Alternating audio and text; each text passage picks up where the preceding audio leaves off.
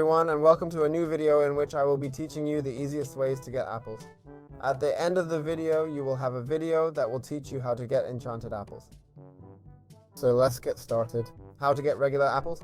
Well, basically, you should be planting trees and chopping them down completely. That is one of the basic ways to get apples. Sooner or later, you will end up getting an apple. Right now I have the game sped up, and that's why you might see that trees grow faster, but it's only a matter of time before you get an apple too. Maybe 1 out of every 2 or 3 trees will grow an apple.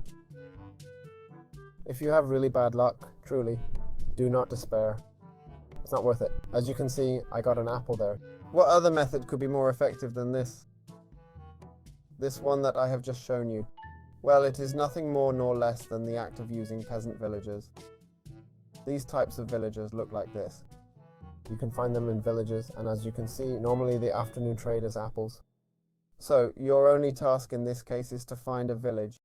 Once you've found a village, they're very easy to find. Here, for example, is one. Once you've found it, you can simply take these composters and look for the villagers who offer this type of trade. If there are composters, there are villagers who do that job. Like this one here, for example. This one here offers you wheat. What you do is take the composter, break it, and then put it back so that it takes the job.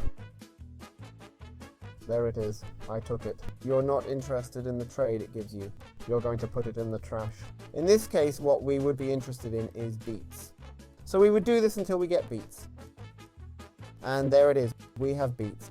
In this case, I'm switching to survival mode so you can really see how this is done. Essentially, you take all the beetroots that are in the area.